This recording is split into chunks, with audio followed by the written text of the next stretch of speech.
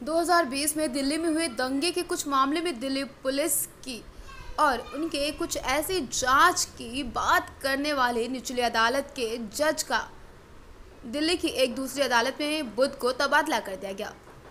जज ने दिल्ली पुलिस की आलोचना के दौरान ये कहा था कि सही जांच नहीं होने से डेमोक्रेसी को बहुत ज़्यादा दुख पहुंचेगा।